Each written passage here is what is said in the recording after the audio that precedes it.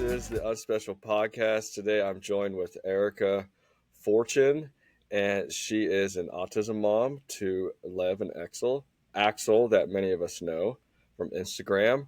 Her Instagram handle is autistic_wild.and.free. Great handle name, by the way. Thanks.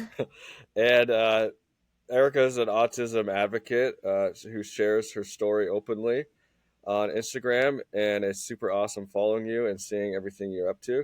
And recently, I found out that you are a huge advocate for fencing in playgrounds. I am.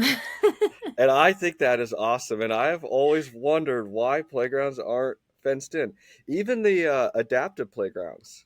I Like know. And I, I taught this it as comment thread on this reel is yeah, even more eye-opening. It's not just yeah. my area. And then I'm finding out that places like Ireland are like, they're somehow I'm getting into their algorithm and Oh, cool. they're commenting going, why don't you have fences? I'm like, Really? you tell me. So other countries are like, we have fences around every playground. And then, yeah, a lot of places here are like, they have adaptive playgrounds, the inclusive playgrounds, and no fence. Next to Yeah. lakes. I mean, next to or ponds, like duck ponds. You would think like, Why? all right, let's make an adaptive playground. I wonder what the planning process is behind it. You know, they sit down, they map it all out, and they have like the speech board and everything. And then nobody thought about putting a fence up? I have to believe that it has to do with money and budgeting because fences Probably. are so expensive. Like we would like a fence around our property because my son elopes, and if he were to ever get out Yeah. of our front door or back door, it's terrifying. He could get into the woods, out to the road. But we have looked at pricing them, and it's expensive. So Yeah. I imagine that after they have budgeted for the playground itself, they're just like, well, that's what you get. Like, I mean, Right. I can't fathom any other reason to have playgrounds next to roads, water, anywhere, even just open fields. I mean, I have had to chase my son. Oh my gosh, he's so fast, like through a Yeah. field, and try to catch up with him. So it makes sense. And I'm not sure why we have to fight so Wow. hard for something that it's like the one thing, like as much as this community can argue about things, Yeah. it's like everybody agrees on this one thing, Right. you know? Well, that's I'm gonna look into that. Maybe if Unspecial gets big enough one of these days, that could be something I could donate back to some playground somewhere. That I've always said if I ever have a nonprofit, Yeah. that's what I want to do with the money. I want to help families get their yards fenced in. I want to get playgrounds fenced in. Like I'll be the crazy fence lady. Yeah. And I did meet another, I don't want to call her crazy, No. passionate fence Passionate. There we lady. go. She has an Instagram called Fully Fenced, and she provides. You should have her on your podcast. She I will. provides templates for people to write letters to their council, and like she will assist you and guide you in pushing for fences in your area. And she has helped several families get fences put up in their area around a playground. Interesting. Yeah, I got connected with her from that reel. Someone tagged her in it, Okay. and now we're friends. And she's Sweet. like, I'm so glad to meet someone who's passionate about fences. I'm like, well, I think that we have a lot of people. Like, it's not Yeah. just us. Well, and how like relaxing would that be for you if a playground was fenced and your kids could roam and you're not stressed like watching every second of their time on the playground? When it's like parents like us are stressed anyway. Like Right. even with the fence, we're Yeah. constantly watching people coming in and out. Our kid will slip out quickly, or just being on the playground equipment. I mean, our kids just Yeah. tend to need a lot of one-on-one support, especially if other kids are around playing. Like my son doesn't always know to not, push someone out of the way to get to the slide. Like those social skills we're still working on, like his way of communication without being able to speak is to move somebody. So like Yep. I kind of have to stay right with him. It's like we're already kind of like hyper vigilant and just like on alert. Like the one thing that would be nice is if they were just not able to get out of the area, Yeah. you know? That reminds me, I think it was like my second month teaching special ed. I started out as an aide, and I was a one-on-one to this one kid, and that was my main objective was on the playground. Don't let them throw kids down the slide. That's what they told me. And I was like, oh, this won't be hard. It was hard. Yeah, it is hard. My Yeah. background's working with children. With a lot of them had extensive trauma histories. So I'm a Oh, former mental wow. health counselor for Okay. young children, and I actually one of our things was they would elope from the playground. They would hop the fence because it was like a little tiny fence, and they would Hmm. bolt to the parking lot. So like I've actually already done this with children Right. who elope. They were speaking. They didn't have autism. It was a totally different, like they were in fight or flight. This was their response to the moment, the environment, whatever the trigger was. But yeah, and even with a fence, it has to be a high fence. Like it has to be. Yeah. You can't just be like, we have a fence. No, like we need one with like. I can't believe the number of comments I've gotten that are like with a gate. Like, what's the point of a fence if you have a big opening with no latched gate? you know, Right. what's the And point? fences aren't, I own a construction business and we put up a lot of fencing. They are expensive. We just finished 1,000 feet of fencing. But they're not that difficult to put up. Right, It's right. It's pretty not that it's a hard thing straightforward. to do, but Yeah. I have to assume it comes down to money. If I Yeah. could guess It always does. what's in the budget, you got your playground.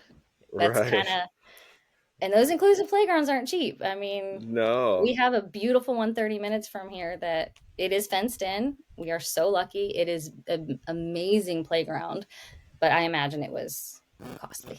Yeah, totally. All right. So you have three children. Yes. You have Lev and Axel, and then third a daughter, Juniper. Juniper. What are their ages? That's a cool Five, name. 3, and 19 months. 5'3". Okay, you're in the thick of it. I I'm have kind. an eight, 6, 3 year old and a 10-month-old. So, Yeah. So n- you get it. yeah, not much sleeping going on. Yeah. Um, Lev, walk me back to the early days when he was born and what was going on. So Lev was my first baby. As much as I've had a lot of experience with children. My whole career was children. um, I didn't really take care of a lot of babies, so he was my first baby. And it was during COVID, so we were already kind of isolated. Yep. I had him 1 month after the entire nation shut down, Oh so gosh. that was even weird, Mm-hmm. bringing him into the world during that. um, so the first year and a half of his life, I didn't know. I mean, I felt different things, and I kind of, I really just chalked it up to all babies are different, Yeah. and they are, but I didn't have anything to compare him to. I didn't have any other kids going like, your sister didn't do this or your brother, Right. He never slept. He had to be nursing to sleep. He had to be swaddled very tightly if he was going to not be nursing. He had to Okay. constantly be moving. He was born a sensory seeker. Like Oh the wow. day he was born, he was what they call singing. Like he was humming as a baby. Like the nurses were concerned. I Yeah. don't I don't know why they were concerned, but they were like, he's making this humming sound, and I think they just wanted to make sure his lungs were okay. Yeah. And he did that from day one. And the doctor, the pediatrician that came in, I told him about. I was like, well, the nurses said something about him. They called it singing, and he was like, okay, who cares? Maybe he'll be a singer. And I was like, okay. So, Yeah. and I have these recordings of him, like he would do it in the dark, like this little humming sound. And Interesting. they said he was fine. So Uh-huh. I, fast forward to he's 18 months old. We actually missed his 15-month checkup because he was sick. I think it would have, at the 15-month checkup, I would have had more understanding of the Yeah. fact that he wasn't reaching these certain milestones, because up until 12 months, as far as we knew, he was reaching all those same milestones. Right. um because he started walking by 12 and a half, 13 months, those kind of things. He was crawling, walking. So then at the 18-month doctor visit, that was the one where it was like, does he point to things? No. Does he look at things you point at? No. Can he, if you tell him to throw something away in the trash, like a one step direction, does he follow directions? And I'm like, no. And I was like flabbergasted. I'm like, why would a baby do that? You know, whose babies are throwing stuff in the trash? Yeah. Like, I really was like, whose kids are doing that? you know, Yeah. um, like I said, I had experience with ages like 3 to 5. I worked a lot with pre-K, but Okay. not babies, and I was kind of like annoyed a little bit, like, well, Yeah. we don't have them throw stuff away. That's gross. They don't tell my baby to throw stuff in the trash. Not realizing really what they're asking is, do they mimic? That's really the question you're asking. Like, it's those like social skills that tend to come naturally to a lot of children. And so after, going through all these questions, and they asked me, any words, any talking. No, I mean, he never called me mama. No, there's no mama, dada, no babbling. He did do calf for cat and shoes. Like, he would randomly, nothing reliable. We'd get like shoes as he puts his shoes on, and we'll still get a word here and there from him, but nothing. He wasn't communicating, Hmm. necessarily, like with verbally.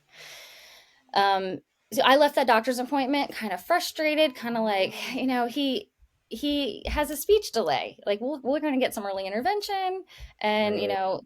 sure, I can teach him to throw stuff in a trash can. I just haven't tried. That's Yeah. on me. and Yeah. um, then I went down the Google rabbit holes, and I was like, because they brought up the word autism for the first time, and they At the said, 18 month. yes, they wanted Okay. to do like the MChat checklist, and based on my answers. And I was just like, what? I was confused. And Yeah. then I went down the rabbit hole. And at the time, I was working full time, and he was going to a family friend, babysitter, who actually has a background in working with autistic children. And I reached out to her, and I was like, hey, I had this doctor's appointment for Lev, and these are some of the things we talked about. Like, do you have any concerns? Like, you're with him all day. And Right. she just very gently said, he's not answering to his name, and I'm a little Mm. concerned about that. Like, when I call for him, he doesn't look, he doesn't turn his head. um that's just one thing I've noticed recently. And at that point, at 18 months, really, answering to your name is pretty standard. And Yeah. Yeah. I mean, for a lot of kids, but for my son it wasn't. And that's really how it kind of began for us, was um, around 18 months, me realizing, okay, something's going on here that I didn't see Hmm. before. And I think that was the hardest part for me. I felt like it almost felt like I had failed him because Mm. I didn't see it.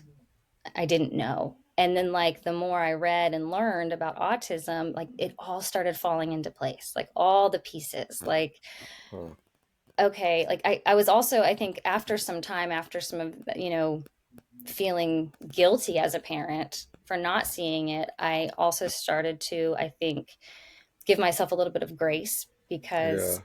I think I felt like motherhood was so hard. As much as I was like, I loved being his mom, I loved being a mom. So, like, I think that always trumped everything for me. Um, but I think once I like realized, oh, like, that's who he is. Like, that's his neurotype. Like, that's how his brain works. That's his body. Like, him never being able to be put down as a baby wasn't me. It wasn't my fault. Like, Yeah. he that's who he is. He's still that way today. Like, he needs constant movement. Like, he wasn't content unless he was in his swing or being bounced, being carried. Like, I could never put Lev down and him just be okay. Like, he didn't like just play with his toys, or he had Yeah. to be moving. Do you think it was a benefit to not for him to be your first and not have any other siblings to compare him to? I don't know. Yeah. I don't know. I ask because so my 10-month-old, he was born 9 weeks early, and he spent 9 weeks in the NICU. He was born at 29 weeks, like just under 3 pounds. And we've had those regional center, I don't know what they call it in your part, but like the early start, come observe him at the home, at our home, and they say, yeah, he's definitely a little bit behind on some of his milestones.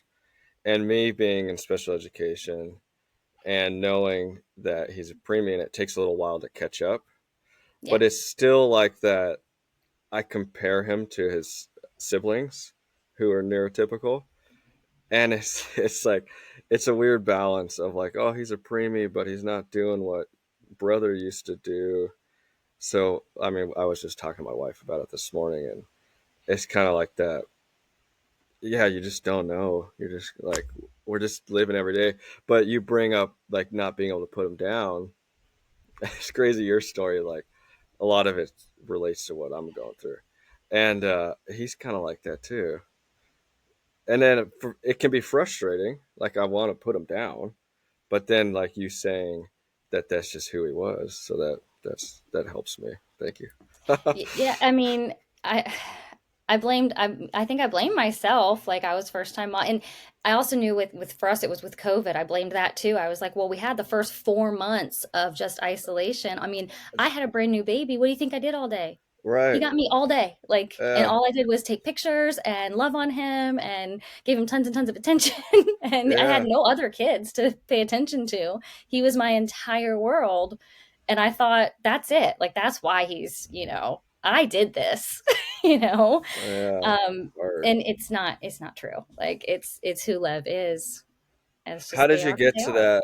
that reality, like of not feeling guilty and just like this is who he is?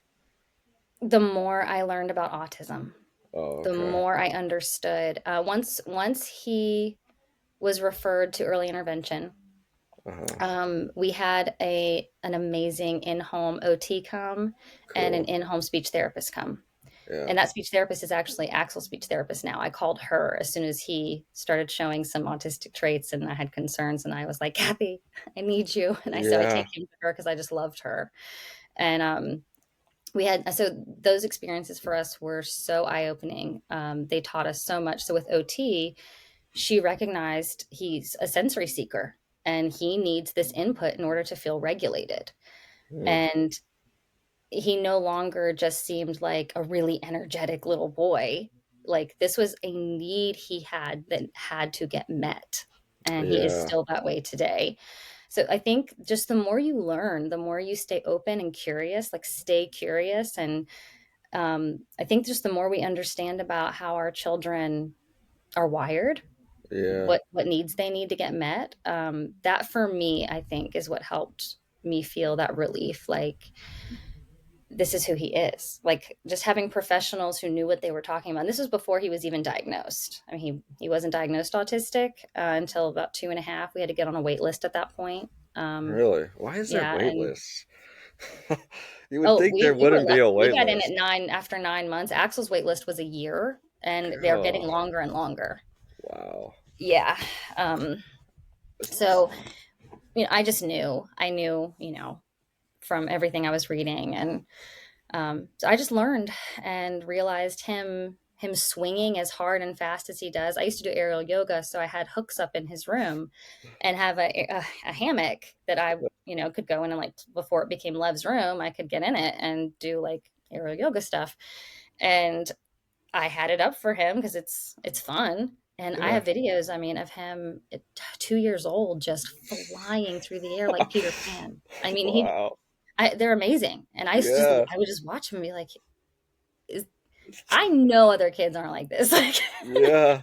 That's and then talking to the OT, she was like, I do have other kids I work with that can do this, but uh-huh. they're sensory seekers. And I started recognizing Lev could like balance really well. Like we have this like arch thing, and he would Yeah. stand on it and he would just like watch TV doing this, like back and forth. It's like this Montessori like rocker thing. And I've just thought, kids do that until we had a little girl come over who's a little bit older than Lev. She saw him doing it. So when he got off, she stepped on and she about busted her butt. Like, I scared me to death because she was like, oh, like, I Yeah. was like, oh my God. I thought all kids could just do that. Like, no, Uh-huh. he can the way he could balance, the way he could swing, the way his movement, like it just, the more I learned, I can't say it got easier. It did not get easier. Yeah. but I knew how to better support him. And I recognized things as a need instead of as a behavior. Mm, And I come from the behavior world. Like I was yeah. like, that's what I did was behavior management for children. So like I had to really retrain my brain, like Wow. from teaching him, what his choices are and what consequences are. And like, he didn't understand any of that. And it Yeah. became, we just need to get this need met, Well, and that's powerful that you're able to separate some of that guilt and to just really start getting curious. In one of the business circles I'm in, that's one of the main phrases is put down shame, put down guilt, and just get curious. yes. And you can see it a lot in your content and your posts that you embrace that. Like these are your kids. This is what they're doing. This is what they need, and you celebrate the cool things they're doing rather than see it as a problem. You know. Yeah, I mean, even from when he was little, when he would line up his toys, I would Well, just that sit back last post you and that's watch. amazing. His skills. Yeah, the patterns, and he would do that. I Yeah, mean, from a really young age, he was doing these patterns, and I was just astonished. Like, and yeah, I also just I wanted to keep connecting with him, and I felt like if this is his way, this is how he plays, like this is my in, like this is, yeah. I would look for anything. What are his patterns, like what colors does he consistently choose, like because he can't tell me what his favorite color is, like we don't have those conversations. So the more I watch him and observe and just what brings him joy, Mm-hmm. I just never wanted to stop that. I never Those aren't the things I cried over. I didn't cry over the fact that my son loved lining up his toys. I thought it was neat. I shared it Yeah. from day. I would share it on the internet before I even started being more like an advocate. Like I Uh shared huh. on my personal like Facebook, like look at Lev's lines, like these are Right. amazing. Yeah. Just proud of him from day one. Look at him swinging. Look what he does. Like I think Yeah. that I've always celebrated him. And then there are other parts that, of course, I cry, make me sad because I'm Yeah. sad for him.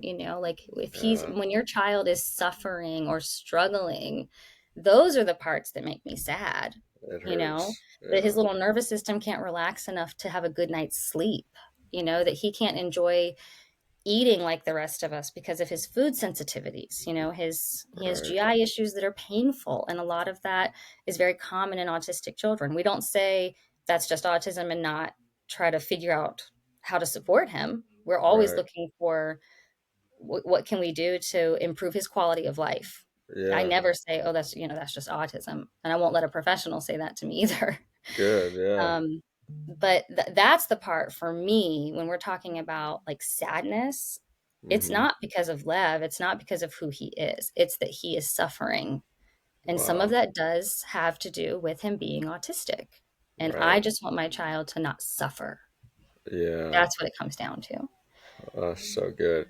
If you, I don't. If you could take it away, would you? Take it away. Yeah. I would take away my child's suffering. Yeah. I would take Yeah. away suffering. Um, Absolutely. but to say I would take away autism, to me, I don't think I would have Lev. Maybe a different I kid. don't know how you separate the two. Mm-hmm. Like he was born autistic. That's who Lev is. And to say I would take away his autism, I don't know how you do that. His brain was wired that way. I think I would Mm-hmm. have a completely different child. So, Yeah. would I take away suffering? Absolutely. Would I Totally. make my child's life easier? Sure. As would I think anybody, I any think parents. any parent, and I get really Right. frustrated with like, yeah, a parent of an autistic child, like, how dare you talk about that? And I'm like, how dare you not? Mm-hmm. I just think it's cruel. I think it's cruel to say you wouldn't do anything in your power to make life easier for your kid. Like, Right. I mean, my son, he cannot self-advocate. And self-advocacy is pretty important. One day I'm not going to be here. Right. I don't mind advocating for him, of course, all day, every day, right now, as much as I can, of course. Mm-hmm. But what happens if I'm not here? And if I could give my son the power to self advocate, Right. Yes, Yeah. absolutely. And we're working on him learning to use his AAC device. So exciting. He pressed a couple buttons yesterday. We Woo! celebrate, like Yeah. anything like that. But I still fear, even with an AAC device, I still fear, what if it dies? What if he loses it? What if he doesn't have it on him? Like, what if like he's not diagnosed with apraxia or dyspraxia, but I'm sure he has that brain body disconnect. What if he can't push the buttons? Like, what if he, Hmm. his body, like he just can't get the signals to work to where he can, even though he knows what he's thinking, he can't use the device like in that moment because like the anxiety or the sensory overload. Do you know what I mean? Like, Yeah. so the AAC is a phenomenal tool, and I pray every day he understands it and he can use it and we can communicate with him. But I still worry. Who Yeah. wouldn't? I know. Who wouldn't? You know. It's just, yeah. So yeah, I no, Yeah. I wouldn't. I would never change Lev. I would never want a different child. I Right. would absolutely, and I will always work towards reducing his suffering and improving his quality of life. What I would Yeah. do for all my kids. Right. It's just a normal parent. Yes. This what any parent would want. So they're two. Lev and Axel are 2 years apart. Was Lev diagnosed with autism? You were already pregnant with Axel. So I knew Lev was Lev was 18 months when I got pregnant with Axel. So like Okay. right as I got Right. pregnant, I was going down the autism rabbit holes. Oh And wow. I was like, okay. So I knew I Yeah. had another baby on the way. My first one is autistic, and I also understood that there's a genetic component. You know, this is where we're at. And Yeah. I knew I wanted to have more kids. It didn't matter to me. Like I've always wanted to have more kids. I would Hmm. have more right now if I was younger and richer. Yeah. I have more money and more years and more energy. I keep Yeah. having babies. Yeah. But that's not in the cards for me. So yes, I was pregnant with Axel. So when Lev, we actually had Axel in his little baby car seat when he was 3 months old when Lev got his diagnosis. Okay. And then were you seeing anything? Well, he's only 3 months old. Well, how did it go with Axel growing up? Were you like hyper Oh yeah. vigilant watching him? Yeah. I You can't help it. I mean, everyone's Right. like, don't compare your children. Okay, well, I'm human. Yeah. And Right. I think for me though, I felt like I had missed so much with Oh. Lev. I felt like I had missed it. And then when I went back, I was like, oh, there was I combed through every video, I mean, that's the great thing about our generation is we've got these smartphones and I've got my kids' lives are recorded. Like Yeah. so much documentation, especially during COVID. I had nothing else to do. Uh huh. So I could go back and I could watch these videos and these pictures and I'm like, I see it now. Like I see there's so many things. And um so I think I was hyper focused. I knew I was hyper vigilant with Axel. Um, Hmm. but the funny thing about Spectrum is it's really broad. Yeah. And so Axel's been like this other gift for me to open my eyes to how broad the spectrum is. Okay. He was a very different baby. And I Yeah. thought, okay, so he's not autistic because he's nothing like Lev. Like this Uh kid huh. slept through the night by 6 months. He didn't need to nurse all the time. He did not need to be moving all the time. He showed some joint attention. He answered to his name some. There were just things that like, okay, he brought me toys. He played with toys functionally. Lev never did those things. He didn't. Yeah. Like you could put a toy in front of Lev that was for his age, and he never played with them. He didn't drive cars on the ground. He didn't know how to like press a button to make something work, like a cause and effect. Axel did all of those things.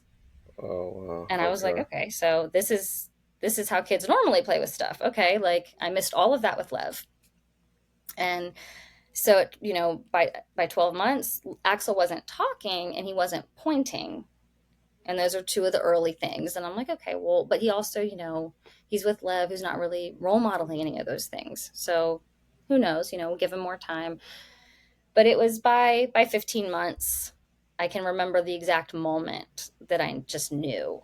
I just knew. I had kind of Hmm. like been wondering, and I was like, is he or isn't he? I don't know. And it was at a trunk or treat. There was one of those long jump ropes like we used to have in gym class that are like those plastic, they're like red and white, and they're really Mm-hmm. long. And if you move them, they look like a snake. Like they look really Yeah. cool. It was so we were at this trunk or treat in a parking lot, and someone was playing with one of those, and Axel would not stop. Like he didn't care about snacks, about seeing his grandparents, about any person, anybody, anything. That jump rope was all that mattered for at least an hour. And I just kept watching him like, okay, yep. Yeah. I just see it. that that's those are things I missed with Lev. Visually stimming. Like Uh-huh. that was the coolest thing and nothing else mattered. Nothing. And I just rode home that night going, okay, okay. Yeah, so I it was different, but then come 18 months, Axel checked every single box that for the autism criteria. Okay. And that's the really interesting thing is where we are, they don't diagnose with levels Okay. when they're this little. And I love Uh-huh. that. Their Yeah. reason behind that is when they're this little, levels really should describe level of support. What Yeah. level of support does a child need or an adult need? And at this age, it's hard to tell. You don't know. Just because they check all the boxes, what level of support they need is just unknown. And so Axel wasn't diagnosed with a level, just like Lev wasn't. But the paperwork said severe based on the checklist. And what I had, it took me a minute because I'm like, but he's so different than Lev. Why Mm-hmm. would you say severe? And what they mean is he checked every single box. It wasn't like he checked half the boxes. So in for them, for their the way they write things, it was severe, meaning he had every single autistic symptom, trait Mm-hmm. that was on the list. Ah, So interesting. it's interesting. And I Yeah. had to kind of take a step back from that and be like, okay. Um, but yes, I mean, I panicked, Yeah, like what was when I that knew we were like getting a when second diagnosis, but not because he was autistic, yeah, because I didn't know what level of support he would need. I yeah, knew already I could see Lev was going to be high support needs. Lev needed a lot of me, a lot right. of one on one all the time. Yeah. And if I had two that needed a lot of me, What? Yeah. and I was pregnant with my third. So I Yeah. was like, there's not enough of me. There's not That's what I was enough. afraid of. It wasn't I was afraid of autism. I was afraid of the level of support they would need. Yeah. Because that would be any disability. That would be literally anything. That's not, you're not even talking about autism at that point. You're just talking about a child who needs a lot of you. Just yeah. That's what I feared. Yeah, that's intense. Just I mean that thought process or yeah, having to go down that road in your mind like how are we going to do this? How That is that's this going to that's kind happen? of what it was. How, what, how? Yeah. And I know families do it. There are families with Right. multiple children who are high support needs. Yep. you know I just felt, I think, so stretched thin already. I was exhausted, plus I was pregnant with my third, and I was just like, That doesn't help. what are we going to do? Like, Yeah. what are we going to do? But Axel has been a gift in the sense of, all my children are gifts, but in as far as autism goes, he has taught me how broad that spectrum is, and Yeah. that has given me the ability to connect with so many more families. I'm not just connecting with families who can relate to Lev, and they call it profound autism, having more severe autistic traits. He's I call him high support needs. Mhm. High support needs parents can relate to me through Lev. But Right. once I started seeing things in Axel and recognizing this, how broad this is, I was able to connect with so many more families. I've had so many moms message me and say, and dads actually, your Axel looks is just like my kid.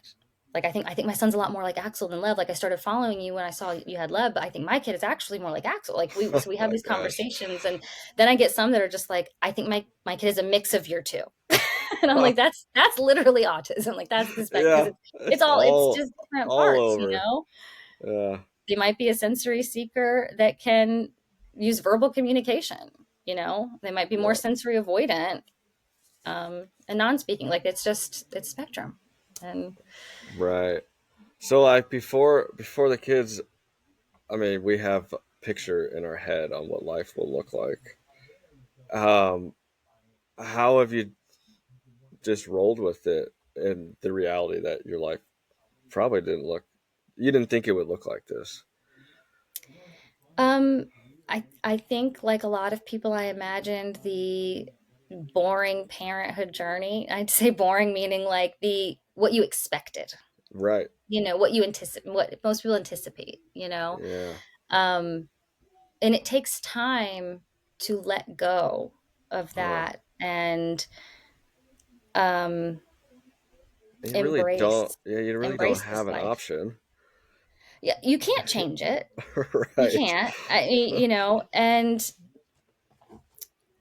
I think I realized if I stayed in that space of thinking about what I thought life was going to be like and it's not, I Hmm. was going to miss out on my child. And I Wow. was not willing to do that. I was Yeah. not willing to miss his childhood and be enjoy and have joyful moments with my child because I was thinking about a life that isn't going to happen, or Yeah. isn't what I thought it was going to look like. And and really that's just life. Yes, Yeah. we have this vision of parenthood, but I had already experienced some things in my life where, my dad died at 21. I didn't expect that. Hmm.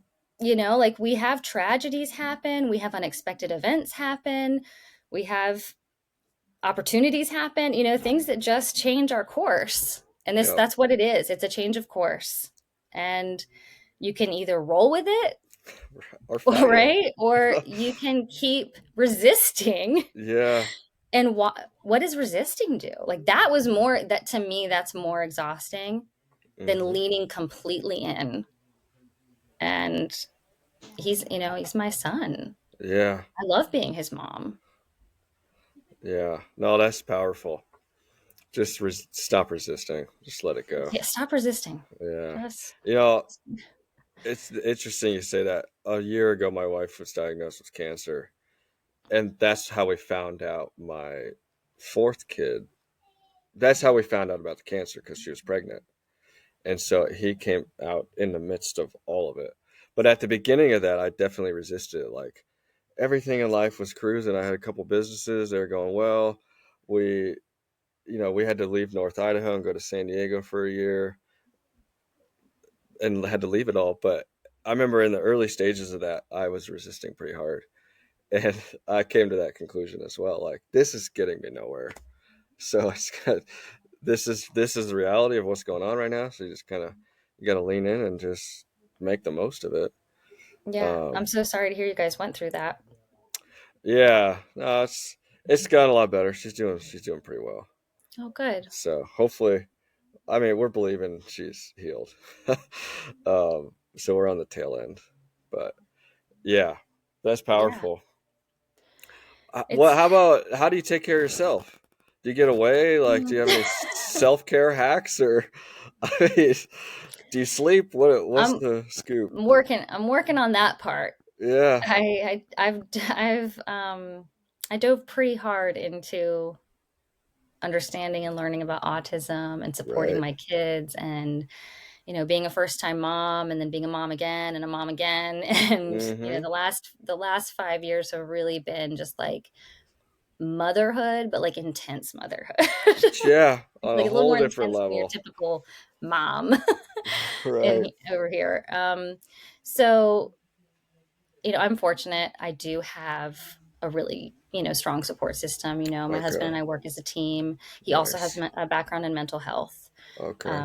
So we were both counselors. He's very good with children, and he actually started working for the early intervention services that came to our home. They had a job opening like a year later, and he took that job Oh wow. so he actually helps families like ours um, Incredible. get services that they need. And it also keeps him in this world where he's always learning from speech therapists and OTs and physical therapists. And so he brings information home that he's, the new, whatever they're learning, what they're doing in a session, he's like what he Yeah. saw that day. And um, So so you guys he's are a very much immersed powerhouse. in You're the a power. world Yeah. too. Yeah. So I have my husband and my mom, and just I have a lot of support. I'm fortunate that way. My heart breaks for families that don't have that, or families that do not embrace this life. I have Yeah. family that when we go visit, they put baby doorknob locks on every single door.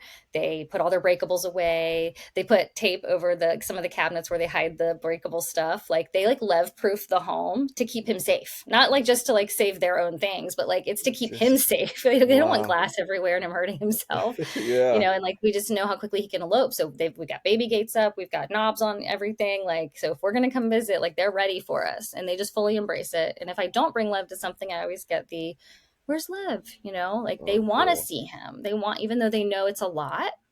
he's he can be kind of like a little Tasmanian devil, so, like Yeah. just in everything, like touch all the things. Uh-huh. But they love him. They love him, and I'm very fortunate that way that we have that love in our life. The self care part we're working on. My husband and I Yeah. both need probably more breaks than we get, a lot Right. more. Why do Um, you think some families don't seek out that support? I think some don't have it. They don't have it.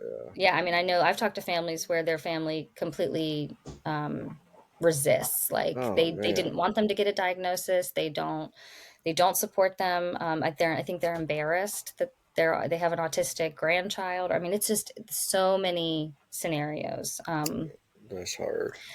and that is heartbreaking.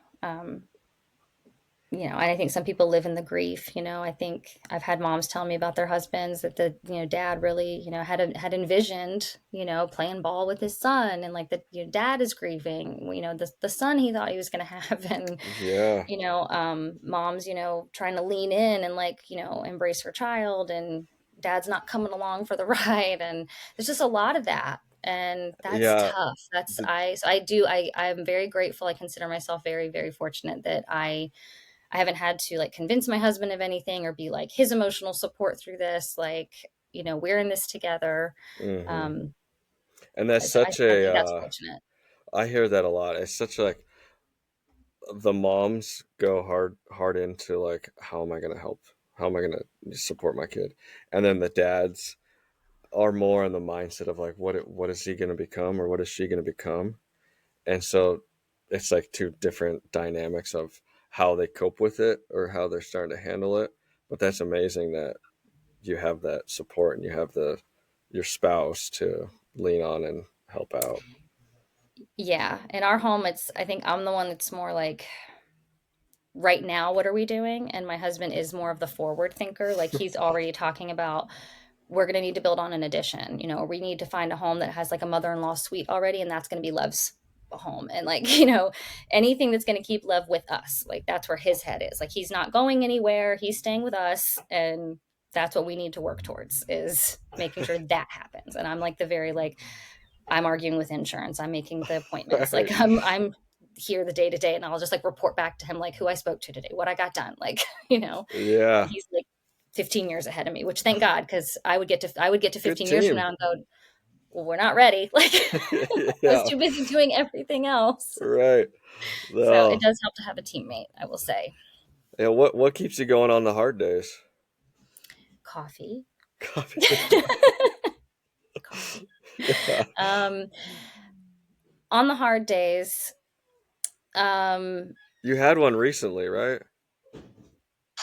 yes, Yeah. those, and I think you have to let yourself feel things. Um, crying is your nervous system regulating. If you're Mhm. crying, like it's your body is saying you need this release. So I mean, I Yeah. do. If it comes, it comes, and I cry. Once my kids are in bed. Not in front of. I'm not bawling in front of them. Like we do all the things. Everybody goes to bed. Oh, If I need to cry later, I'll cry. I think one of the most helpful things for me has been the community online.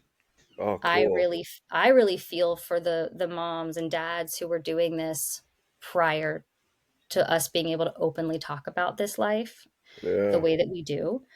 How isolating, because this can feel isolating even with having community. Totally. Um, but having the online community, having other autism families, and mom friends that I can reach out to, that's been huge for me. Like Mhm. my friend Kat, she's down in Dallas, Texas. One day I was having a really rough night, And I Mhm. mean, it had been days of Lev just being very, very, very physically aggressive, and we couldn't figure out what Oh was man. wrong. Yeah. And I was just depleted. I hate putting him to bed like that. I mean, it was just full blown meltdowns, just a lot. And I messaged her because I needed to tell someone. I was like, "This is really effing hard." Yeah. Yeah. And she knew I didn't need solutions. Mhm. I don't need to tell me what to do. I don't need to ask me what did I try. I So I'm I trying to just fix needed to it. say it to Yeah. someone who I know gets it. And I Yeah. have friends and I have my family, and I could have said it to anyone who would have been caring and supportive and loving. I needed to say it to someone who lives this life Mhm. and they get it. And her response was, "It is. Yeah. It's really, really hard." Yeah. And then she like messaged me a little later, was like, "Can your husband go get wine and takeout?" And I was like, I already sent him. Already done. Yeah. Totally. Like I needed my nervous system to regulate, Right. you know. But that's been huge. That's been Yeah. And that I actually have a little mini like autism mom retreat coming up No that way. My friend Kat and I have planned just for a very, very small group of moms. That's so cool. Um, just to be around people Yeah. who get it. And I've been to one other one. I went last spring, to one where it was like 200 moms, Oh wow. that it all autism. That can be it's like overwhelming a little bit to be like, Right. especially for the first time being surrounded by families that like you're like, oh my God, everyone in this room gets it. Like Yeah. that's wild. Totally. But it's a really, really comforting feeling too. And I think that's what we get online. It's what I've gotten out of it on Instagram. Yeah. Just knowing we're not alone. It matters. What It really inspired matters. you to start sharing your story? How long have you been on Instagram? Um, Late spring, early summer, probably last June was when I really started to be like, okay, I'm going to really start intentionally sharing. Okay. And I only started like it had been my personal Instagram. I had like 250, all people who knew me were who followed me. Like I didn't, that was Right. it. And then I changed it all to like all autism content, and um, it just grew pretty fast. I was Yeah. not anticipating that. I mean, it went from like 250 to like I think it's 25,000, which just Uh-huh. I was not expecting at all. I Yeah. didn't know what to expect. I just knew I needed to share. Yeah. I needed to connect with other families, and I needed to share a story. And I just hoped that by me sharing, it would do for others what it had done for me when I was first, getting on TikTok and Instagram and like looking for other moms like me. I needed to see families who were joyful. I needed to see kids like mine thriving. Uh-huh. I, Yeah. I needed that. And so, yeah, some of the moms that I first followed, I've actually met now in person, which was really Oh, cool. cool. Like to hug them and just be like, Oh my gosh, you're real.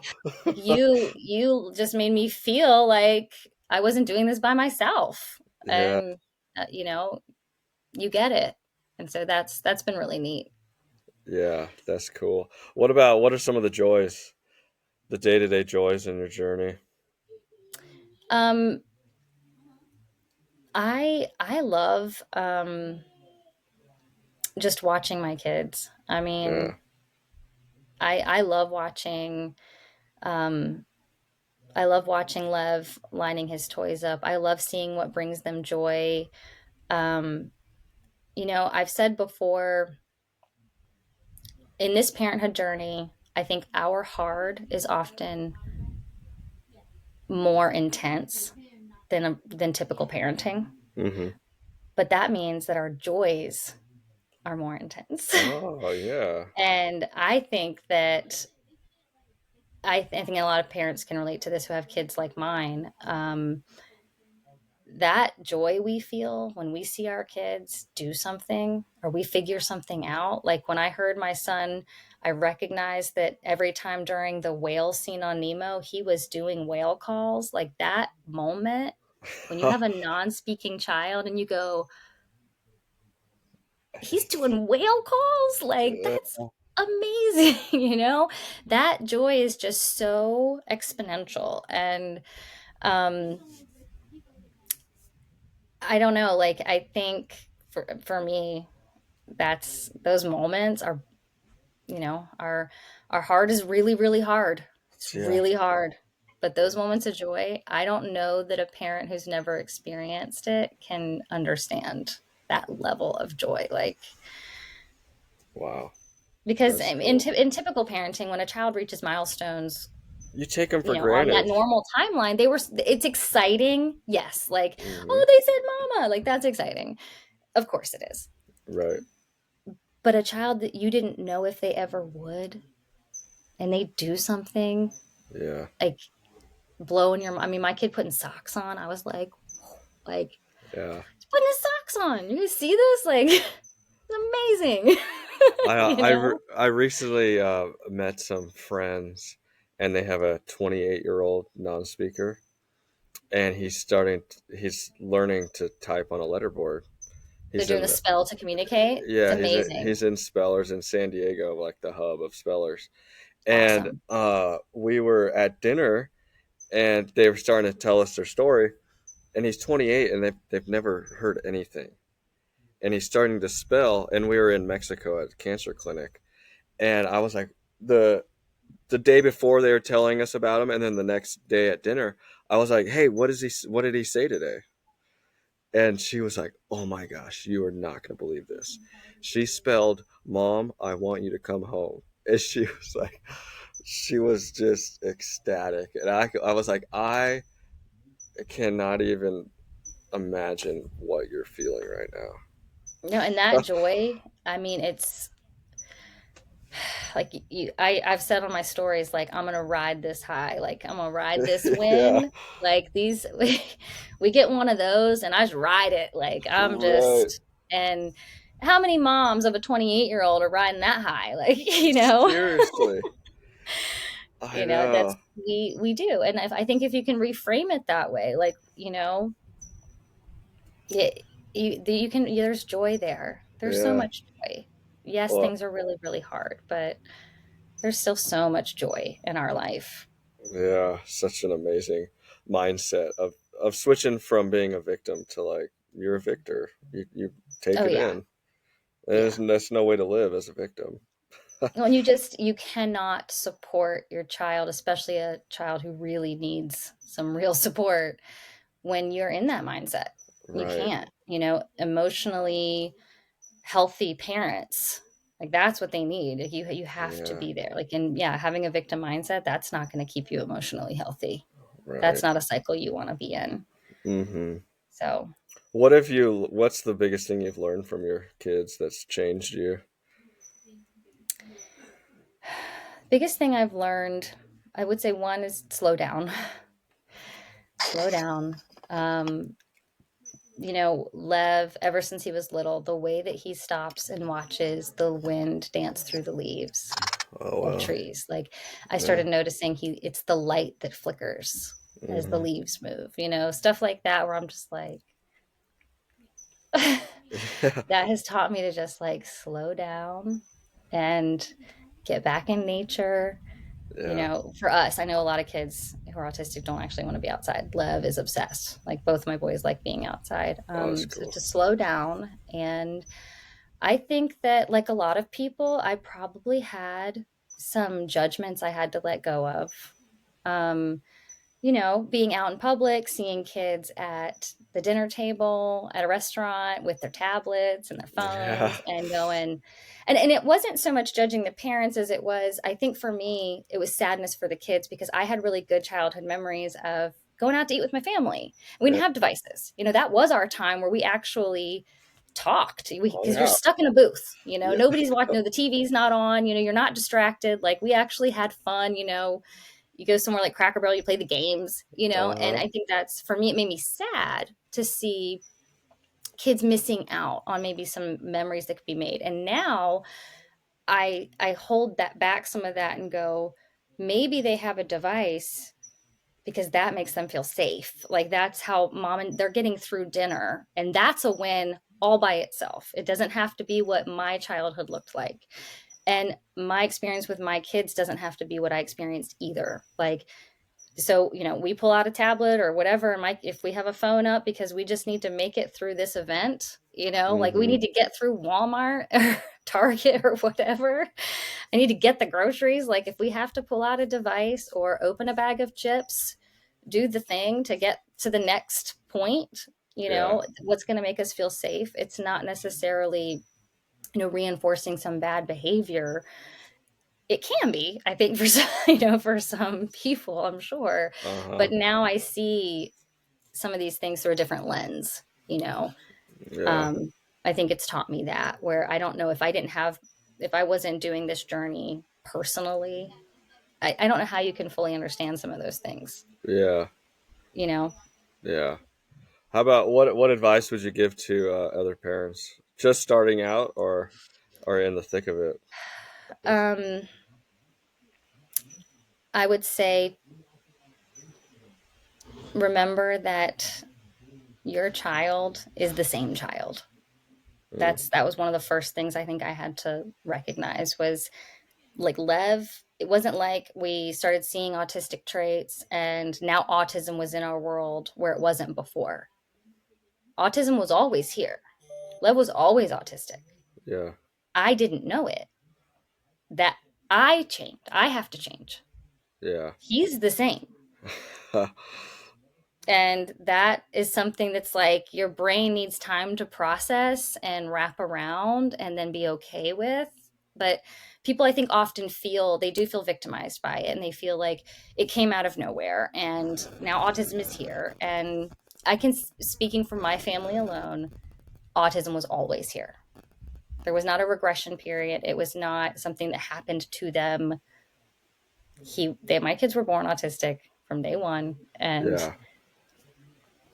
And recognizing that, like, I think that can help people a lot.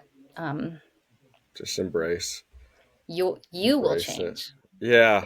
They didn't. And it goes back to picking up curiosity. Yes, Just get stay curious, curious. Yeah. keep learning, keep connecting. I would say find your community would be my other piece. And it's okay to not be friends with every person who has an autistic child. Like, Yeah, it's okay. find It your is. people. Yeah, find your people. You're gonna vibe with some, you're gonna have the same energy as some, like, and we can all support each other and provide resources and be there for one another, but like, just find your people, send the DM. Like, if you have someone you see online that you really connect with, reach out. Post the comments, like, put yourself out there. It's hard at first. Yeah. I was I didn't know like what I was gonna get back, you know Right.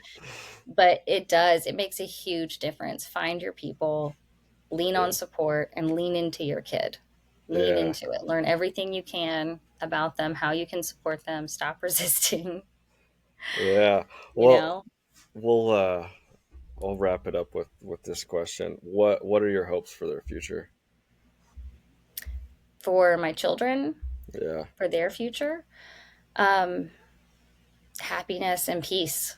Yeah. Peace, So often Lev doesn't seem at peace.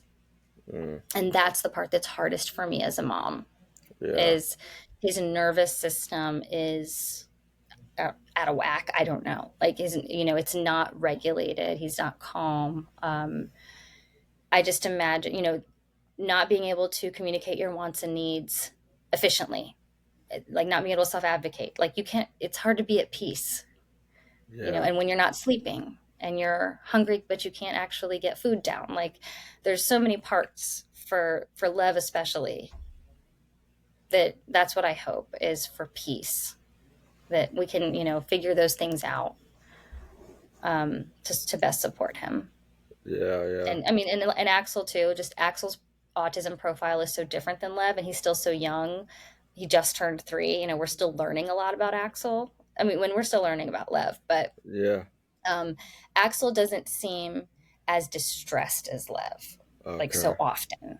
He Uh-huh. just he does like sensory seek, and he's like crash his body, and like he needs things, like he's got some challenges, and like he's not quite self advocating yet. Like, he's slowly, like he's just learned to say yes and no, which has been so cool. So like Yeah. it's also, more challenging because now I have a kid that goes, no, and I'm like, and like now I have to like decide, do I override the no or do I reinforce like you're Just using your voice? you're talking, yeah. Like now I'm like playing this game, Uh of course we've got baby sister that's also no, no. huh. So um Oh, it's funny. What? I How? just want my kids to be at peace, Yeah. you know. What's their relationship like? The siblings. Axel used to try to play with Lev, like chase him around and stuff, and then he kind of learned like Lev's not really wasn't really into that. Uh huh. So he kind of gets excited if Lev shows him some attention, and they